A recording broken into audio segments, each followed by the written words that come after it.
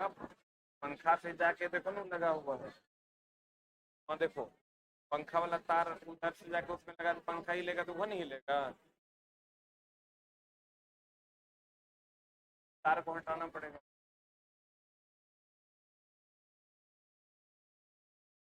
Class के बाद खाली कहाँ है? Hello hello hello hello mike testing hello. शुरू करें। कौन सा चैप्टर चल रहा है? Basic of electricity.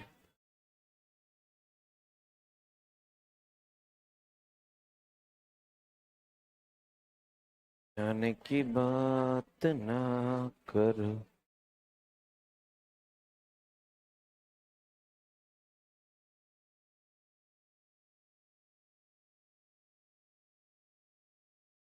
क्या हुआ? डाउट है? इसके जाए क्लास में डाउट हो गया तुमको? वाह। पर मतलब तेरा में दम है।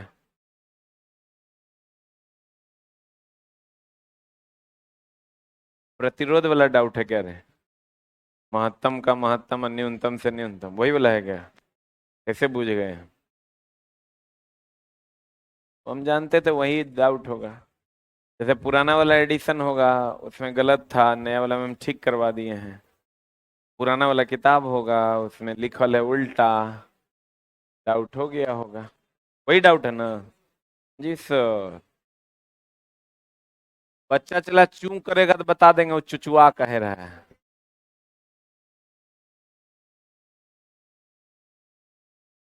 उसको ठीक कर लो चला। सीरीज में महत्तम से महत्तम होगा और समानांतर में न्यूनतम से न्यूनतम हो। ठीक है। यही ना बात है।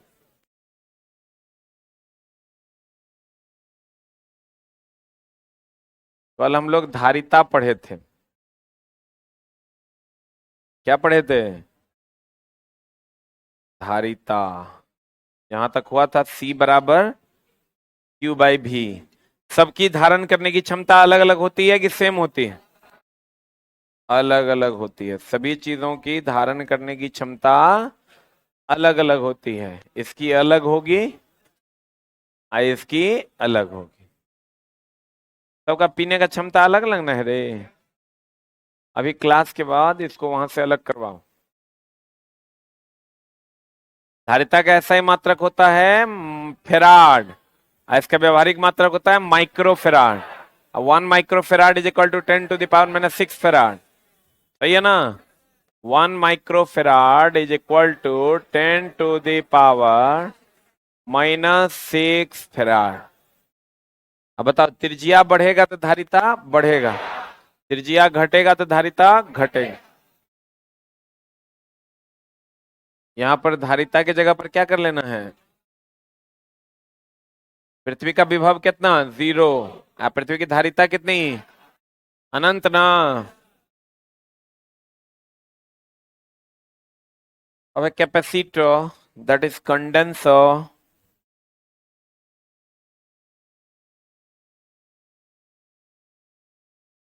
ये चला है कैपेसिटर या कंडेंसर। इसका काम क्या है? What is the work of this instrument? इसका काम क्या है? इसका काम है चला ना, इसका काम है धक्का। कभी फैन वगैरह अगर तुम्हारा ट्रेन वगैरह में नहीं चला है, उसको कभी ऐसे पेन लेके ऐसे मारे हो? हाँ। हाँ। कभी ऐसा हुआ है कि चला फैन वगैरह अगर नहीं चल रहा है तो को पेन ऐसे घुसा दिया, ऐसे मार दिए? ऐसा हुआ है कि नहीं? हुआ है। तो चला जी, अब मामला ये है कि जब आप पेन मारते हैं और वो फिर चलने लगता है तो वो उसमें कैपेसिटर हमारा खराब हो जाता है। कैपेसिटर का काम है धक्का देना। क्या देना? धक्का देना कैपेसिटर का काम है। और अगर ये खराब हो जाएगा तो आपको पेन लेके से धक्का देना होगा। कैपेसिटर भी इसी को कहते हैं, कंडेंसर भी इसी को कहते हैं, हिंदी में संधारित्र भी इसी को कहते हैं। ये करता क्या है? ये अपने में आवेश को, चार्ज को स्टोर करता है। चार्ज को क्या करता है चला? यह आवेश को स्टोर करता है। तो स्टोर कौन किसको कर सकते हैं हम, डीसी के को कि एसी को? यह डीसी को स्टोर करता है और एसी को जाने देता है। यह डीसी को स्टोर करता है और एसी को जाने देता है। किसको स्टोर करता है? डीसी को। और किसको जाने देता है? एसी को। पक्का ना? तो डीसी को जो स्टोर करता है तो यह एसी फैन पे भी काम करता है, डीसी फैन में। आप देखिएगा एसी फैन में भी लगा, एसी डीसी समझते हो? अभी जो घर में सप्लाई है वो है एसी, आप बैटरी से जो सप्लाई लेते हैं वो है डीसी। बोलो हाँ कि ना? तो कहते हैं हाँ, एसी, यह एसी को क्या करता है चला, स्टोर करता है, डीसी को स्टोर करता है और एसी को जाने देता है। सही है ना? और ये एसी डीसी दोनों फैन में काम करता है, अर्थात एसी डीसी दोनों में प्रयोग किया जाता है। और कंडेंसर का काम क्या है चला, इनिशियली धक्का देना। और एक होता है विद्युत स्थैतिक युक्ति, एक होता है विद्युत गतिज युक्ति। वैसी युक्ति जिसमें करंट दें और वो अस्थिर रहे उसे विद्युत स्थैतिक युक्ति कहते हैं। वैसी युक्ति जिसमें करंट दे और वो घूमने लगे उसे विद्युत गतिज युक्ति कहते हैं। तो जैसे ट्रांसफर, मोटर, जनरेटर, ये सब घूमता ना है, तो यह विद्युत गतिज युक्ति। ट्रांसफार्मर, कैपेसिटर, ये विद्युत स्थैतिक युक्ति है। कौन युक्ति है? कौन युक्ति है? ये विद्युत स्थैतिक युक्ति है। और विद्युत गतिज युक्ति क्या होता है?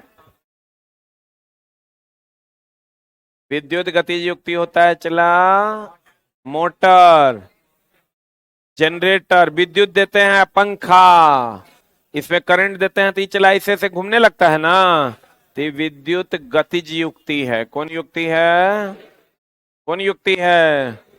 विद्युत गतिज युक्ति है। इसमें विद्युत देते हैं और यह स्थिर रहता है। इसका मतलब ये विद्युत स्थैतिक है कि गतिज है? हाँ, विद्युत स्थैतिक युक्ति है। Any doubt? ये कौन युक्ति है? विद्युत देते हैं, स्थिर रहता है, विद्युत स्थैतिक युक्ति है। ये आवेश को अपने में क्या करता है? स्टोर करता है। कौन सा आवेश को? डीसी को अपने में क्या करता है? स्टोर करता है। सही है ना? यह एक ऐसी व्यवस्था है जिसके द्वारा आवेश की उपयुक्त मात्रा को एकत्रित किया जा सकता है। यह एक ऐसी व्यवस्था है जिसके द्वारा आवेश की उपयुक्त मात्रा को क्या किया जा सकता है? क्या किया जा सकता है? एकत्रित किया जा सकता है। संधारित्र एसी तथा डीसी दोनों पर काम करता है। संधारित्र किस पर काम करता है? एसी डीसी दोनों पर काम करता है। यह डीसी को रोकता है और एसी को प्रवाहित करता है। किसको रोकता है? डीसी को रोकता है और एसी को, देखो हम पढ़ा नहीं बतिया रहे हैं। अब बोलता भी है, अब उठ के एक्सप्लेनेशन भी दे रहा है। कौन बात कर रहे थे?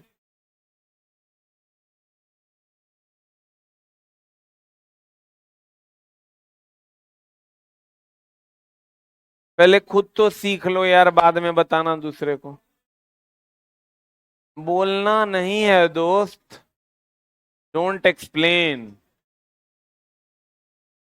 एक्सप्लेनेशन तो ऐसा कोई बात है जगह नहीं हो सकता है। पहले के जमाने में धर्मेंद्र साहब का मूवी आता था तो डकैती करता था। धर्मेंद्र की मूवी के नाम है डकैत।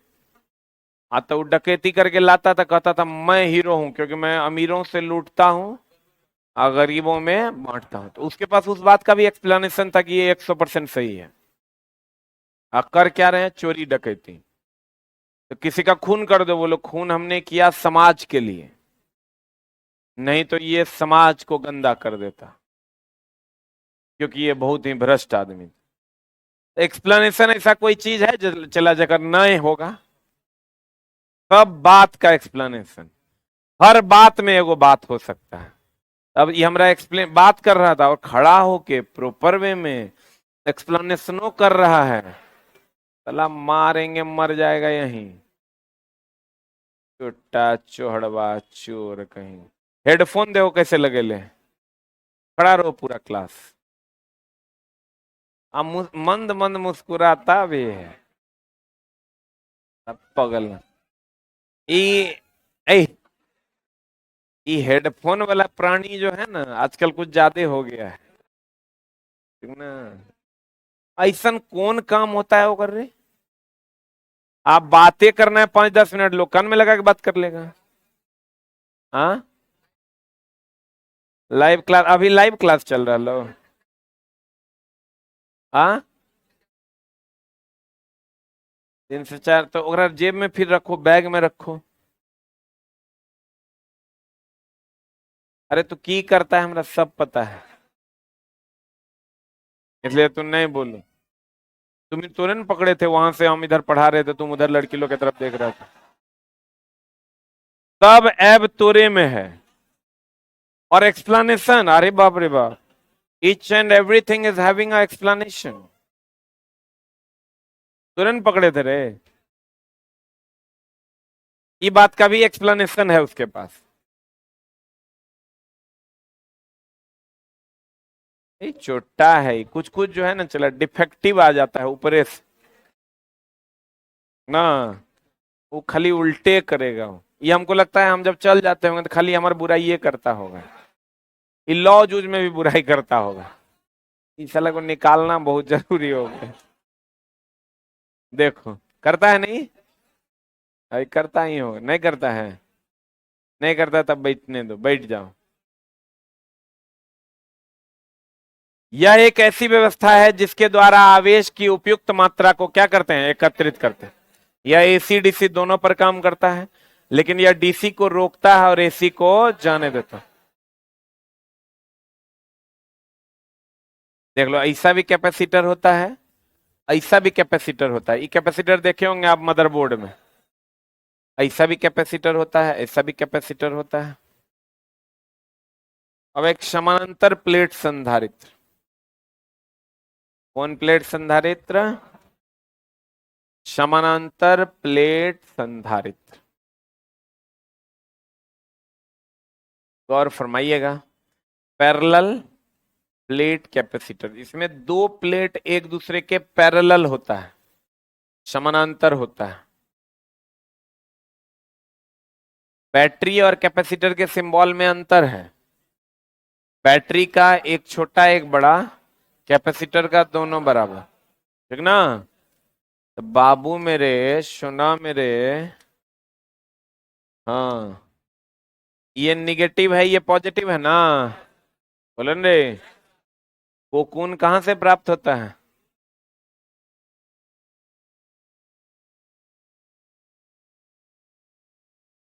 हाँ,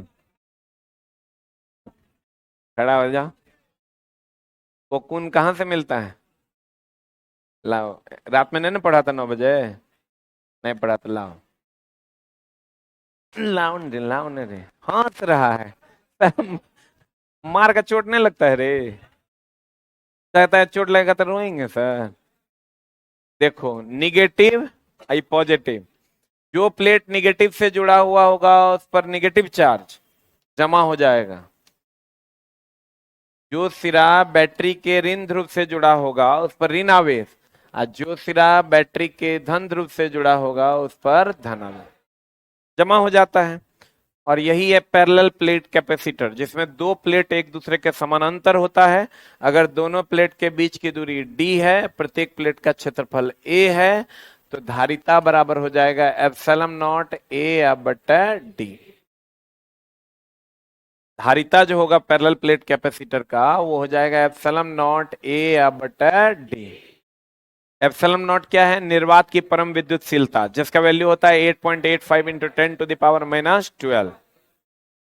ए क्या है, प्रत्येक प्लेट का क्षेत्रफल, डी क्या है, दोनों प्लेट के बीच की दूरी, डी क्या है, दोनों प्लेट के बीच की दूरी। अब बता, क्षेत्रफल बढ़ेगा तो धारिता, अरे कौन दुनिया में है, बता, रेशम उद्योग में कौन बीमारी होता है। शुरू शुरू में आया था तो बढ़िया पढ़ रहा था ये। रेशम उद्योग में बीमारी का नाम बता, रात में एनसीईआरटी किया है। हाथ निकाल। कौन बीमारी होता है? एक दुनिया अलग है या देख दूसरो, ये क्लासे में नहीं है ना लो ने क्लासे में नहीं है। क्या सोच रहे हो? तो कुर्सी देख रहा है। बैठो,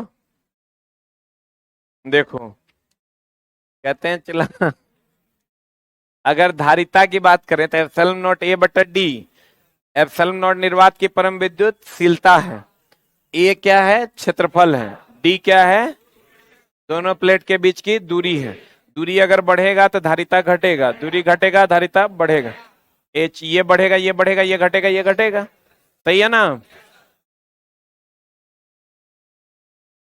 कहता है समानांतर प्लेट संधारित्र, तो दो प्लेट एक दूसरे के समानांतर है हो, इसमें समान धातु के समान क्षेत्रफल के।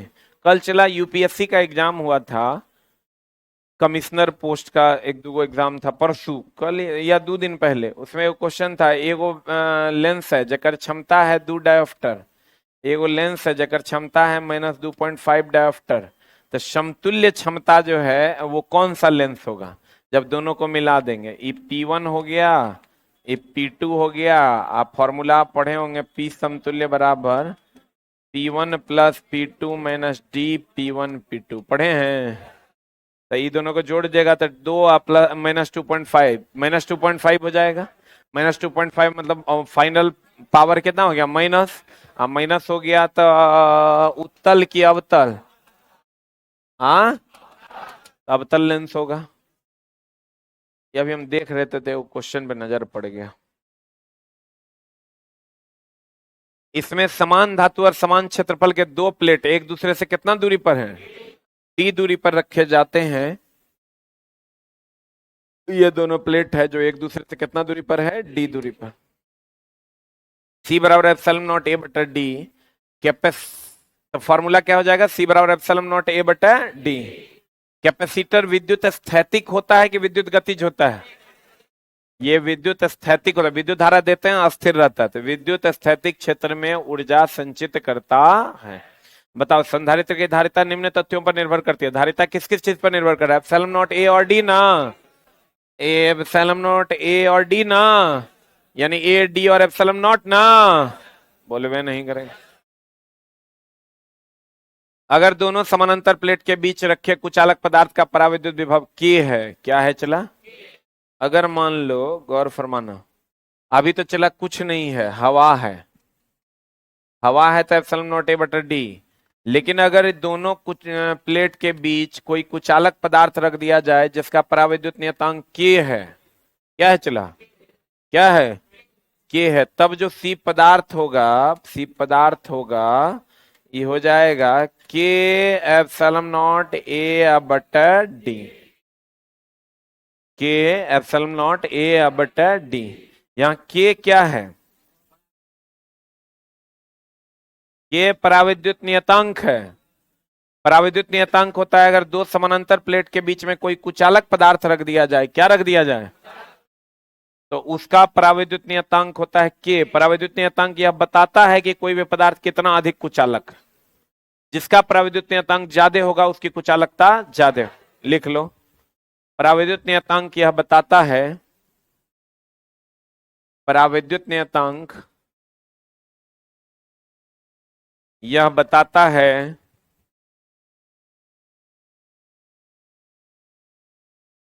कि कोई भी पदार्थ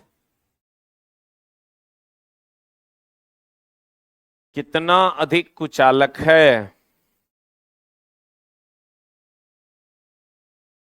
पराविद्युत नियतांक यह बताता है कि कोई भी पदार्थ कितना अधिक कुचालक है। पराविद्युत नियतांक यह बताता है कि कोई भी पदार्थ कितना अधिक क्या है चला? कुचल। तो देखिए, अगर सी पदार्थ अगर कोई कुचालक पदार्थ रख देते हैं तब जो धारिता होगी वो होगी के एप्सिलॉन नॉट ए बटा डी। तो इसका मतलब धारिता कितनी गुनी हो जाएगी? के गुनी। कितनी गुनी हो जाएगी? अब ये दोनों को अगर हम भाग देते हैं चला, सी पदार्थ अब बटा सी हवा, तो सी पदार्थ बराबर हो जाएगा के एप्सिलॉन नॉट ए बटा डी, और सी हवा बराबर हो जाएगा एप्सिलॉन नॉट ए बटा डी। ये कट जाएगा तो बराबर के ना हो जाएगा, यानी सी पदार्थ और सी हवा का अनुपात किसके बराबर, के क्या है, परावैद्युत नियतांक। अब परावैद्युत नियतांक किसी भी पदार्थ के कुचालकता को बताता है, किसको बताता है, तो कहते हैं चला अगर दोनों प्लेट समानांतर प्लेटों के बीच रखे कुचालक पदार्थ का परावैद्युत नियतांक विभव के हो तो उसकी धारिता के गुनी हो जाती है, अर्थात सी पहले एप्सिलॉन नॉट ए बटा डी था, अब हो जाएगा के एप्सिलॉन नॉट ए बटा डी। बोलवे नहीं करेगा। किसी वस्तु का परावैद्युत स्थिरांक यानी के का मान हमेशा एक से क्या होता है, अधिक होता है। देखो यही चला कैपेसिटर है, 1 पिको, पिको बोले तो 10⁻12 न रे, 1 pico farad is equal to 10⁻12 farad. अब पंखा के लिए जो ये कैपेसिटर होता है 1.5 से 1.5 माइक्रोफेराड या 2.5 माइक्रोफेराड का होता है।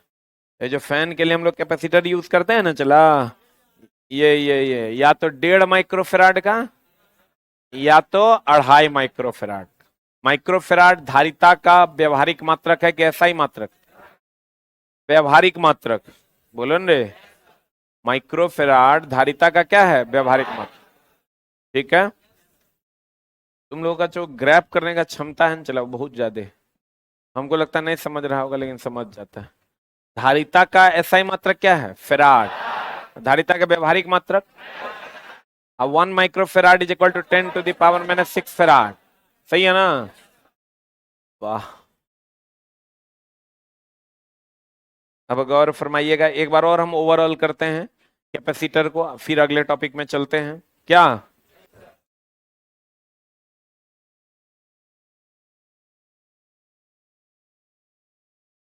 ध्यान देना, हमने कहा C बराबर होता है Q बाई V, याद है। एकांक विभव उत्पन्न करने के लिए आवश्यक आवेश की मात्रा को धारिता कहते हैं। आइए हो जाएगा चला कूलम्ब पर वोल्ट ना, कूलम्ब पर वोल्ट, कूलम्ब पर वोल्ट को क्या कहते हैं, फेराड। 1 माइक धारिता का सही मात्रक हो गया फेराड, अब व्यवहारिक मात्रक माइक्रोफेराड। जैसे लंबाई का एसआई मात्रक मीटर और लंबी दूरी का किलोमीटर, याद है। यहां से दिल्ली की दूरी किसमें नापेंगे, कब पढ़ाए थे, याद है, कहाँ, तुरंत कुछ याद ही नहीं होगा, एनसीईआरटी में पढ़ाए थे। करे कितना बढ़िया पढ़ता था तुम, कौन दुनिया में चल गया। पढ़ता है, पढ़ता है तो बताओ रेशम में क्या होता है, प्रोटीन के कार्बोहाइड्रेट, पढ़ता है चलवा, बता रहा है कि हम पढ़ रहे हैं। पढ़ता होगा कभी कभी, चला नहीं याद नहीं रहता है, मास्टर को तो सब याद रहता है, भर दिन वही कुकर्म करता है। बच्चा को मैथो पढ़ना रहता है, रीजनिंग को पढ़ना रहता है, लेकिन मेरा काम मारना भी तो है, तो हम छोड़ भी तो नहीं सकते। पढ़ता है तो ये पढ़ने वाला है, वही तो हमको भी लग रहा था। क्या चीज का रिजल्ट है,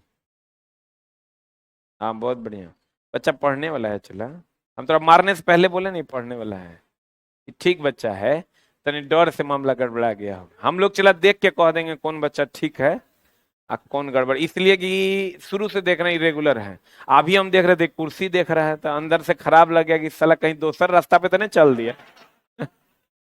लौटाना भी तो चला हमारे ना काम है। 1 पिको फेराड हो जाएगा चला 10⁻⁻12 फेराड, यही ना बात है। पंखा में या तो 1.5 माइक्रोफेराड का या तो 1.5 माइक्रोफेराड का या 2.5 माइक्रोफेराड का, यही ना लगता है। पंखा में या तो 1.5 माइक्रोफेराड का या तो 2.5 माइक्रोफेराड का लगता है। गोलाकार चालक की धारिता 4πε0 r होती है, ये बढ़ेगा तो ये बढ़ेगा। पृथ्वी की धारिता वास्तविक रूप से होती है अनंत, अब विभव होता है 0, याद है ना। चलिए अब कैपेसिटर एसी के साथ काम करता है कि डीसी के, दोनों दोनों के साथ काम करता है, लेकिन डीसी को स्टोर करता है, एसी को जाने देता है। डीसी को स्टोर करता है, एसी को जाने देता है। वाह, हम लोग चला, बहुत बढ़िया बच्चा। गौर फरमाइएगा, संधारित्र का समूहन दो प्रकार का।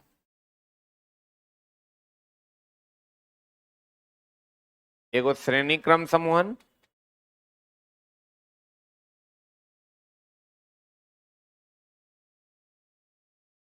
एगो समानांतर क्रम समूह, है ना। श्रेणी क्रम समूहन में जो है,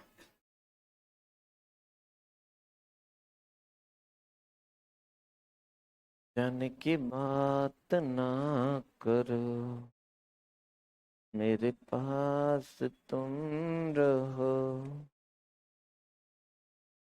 जाने की बात ना करो। प्रेम चला कितना सुंदर चीज है।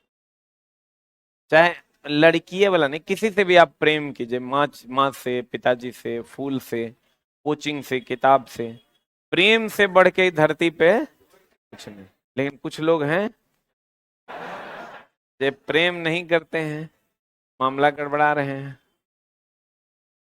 एक, दो, ये एक, ये दो, ये एक, ये एक, ये दो, ये दो। इसको डिफाइन कैसे करेंगे? इसमें एक कैपेसिटर का दूसरा सिरा दूसरे कैपेसिटर से पहले सिरे से, दूसरे कैपेसिटर का दूसरा सिरा तीसरे कैपेसिटर के पहले सिरे से, और समानांतर में सभी कैपेसिटर का पहला सिरा एक साथ और सभी कैपेसिटर का दूसरा सिरा एक साथ जुड़ा। यही ना बात है? वाह। इसमें क्या होता है चला, धारा समान, धारा समान, वोल्टेज अलग अलग, इसमें धारा अलग अलग, वोल्टेज समान। बोलो हाँ या ना। अगर इसकी धारिता C1 है, इसकी धारिता C2, इसका C1 है, इसका C2, अगर हम समतुल्य निकालते हैं तो उल्टा होता है। रेजिस्टेंस में जो करते हैं ना, उसका उल्टा होता है। यहां पर अगर R1 R2 रहता तो R1 प्लस R2 होता, यहां पर लेकिन होगा 1/C total is equal to 1/C1 plus 1/C2। यहाँ R1 R2 रहता तो 1/R1 1/R2 होता, लेकिन यहाँ होगा C टोटल बराबर C1। याद करो, याद आ रहा है ना? ओम का नियम का सूत्र बताओ मोटका तुम, खा खा के चतर जो रहा है तुम, बताओ ओम का नियम का फॉर्म कितना दिन बाद आया है? क्लास छूटल है ना? हाँ, चटमल। ओम के नियम का सूत्र बताओ।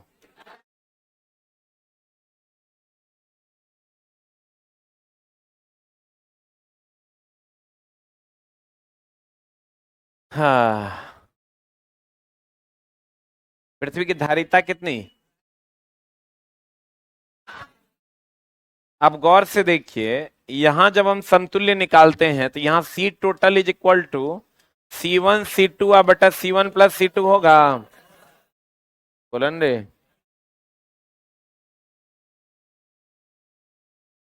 बोलो, होगा। अगर यहाँ अगर मान लो हम इसको 2 माइक्रोफेराड एक का लेते हैं, एक का 3 लेते हैं, तो यहाँ 2 × 3 बटा 2 + 3 करेंगे 1.2 आ जाएगा, और यहाँ 2 + 3 करेंगे 5 का आ जाएगा। इसमें तो उल्टा होगा ना, श्रेणी क्रम में समतुल्य धारिता न्यूनतम से न्यूनतम और समानांतर में समतुल्य धारिता महत्तम से महत्तम है। बुझवे जो नहीं कर रहा है, बुझ रहा है। रेजिस्टेंस में भी यही ना होता है। अगर एगो 2 एगो 3 लिया, फाइनल 1.2 आया, यहाँ 2 और 3 लिए, फाइनल 5 आए, तो समतुल्य धारिता महत्तम से महत्तम, इसमें समतुल्य धारिता न्यूनतम से न्यूनतम है। सही है। संधारित्रों का समूहन कितने प्रकार से? 2 प्रकार, एक श्रेणी और दूसरा समानांतर। श्रेणी क्रम समूहन में क्या होता है, इस क्रम में पहले संधारित्र का दूसरा सिरा दूसरे संधारित्र के पहले सिरे से तथा दूसरे संधारित्र का दूसरा सिरा तीसरे संधारित्र के पहले सिरे से जुड़ा होता है, और यही क्रम आगे भी बढ़ जाता है। सही है। C1 C2 C3 अगर होगा, हम इसमें कह सकते हैं C समतुल्य बराबर 1/C बराबर 1/C1 plus 1/C2 plus 1/C3। इस प्रकार के समूहन में धारा समान, वोल्टेज श्रेणी में तो धारा समान, वोल्टेज अलग, समानांतर। इस प्रकार के समूहन में प्रत्येक संधारित्र का पहला सिरा एक साथ और दूसरा सिरा एक साथ, सी टोटल बराबर C1 plus C2 plus C3। इस तरह के समूहन में धारा का मान अलग अलग जबकि वोल्टेज समान होता, याद है? यहां पर चला लिख लो, श्रेणी में, श्रेणी का लास्ट पॉइंट में लिखना यहां, इस समूहन में समतुल्य धारिता न्यूनतम से न्यूनतम होती है। इस समूहन में समतुल्य धारिता न्यूनतम से न्यूनतम होती है। श्रेणी में लिखिएगा, इस समूहन में समतुल्य धारिता न्यूनतम से न्यूनतम होती है। समानांतर में लिखिएगा, इसमें समतुल्य धारिता महत्तम से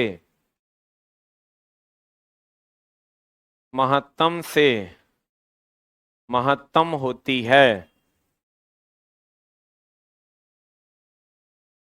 समतुल्य धारिता महत्तम से क्या होती है? महत्तम। किसमें? समानांतर में करेंगे 2 + 3 तब 5 ना हो जाएगा। समानांतर में समतुल्य धारिता महत्तम से महत्तम, समानांतर में वोल्टेज समान, धारा अलग अलग। श्रेणी में धारा समान, वोल्टेज अलग अलग, सही है ना? बोलो रे। तो समूहन कितने प्रकार का? 2, एक श्रेणी और दूसरा समानांतर। श्रेणी क्रम समूहन में क्या होगा? चला, धारा समान, वोल्टेज अलग अलग। समानांतर में वोल्टेज समान, धारा अलग अलग। इसमें समतुल्य धारिता न्यूनतम से न्यूनतम, इसमें समतुल्य धारिता महत्तम से महत्तम। हो कि ना? हो हो। आज की कार्रवाई यहीं तक। अगले क्लास में हम लोग विद्युत धारा पढ़ेंगे। चला, एनसीईआरटी का क्लास रेगुलर करना। क्रमबद्ध ज्ञान को विज्ञान कहते हैं। Thank you very much.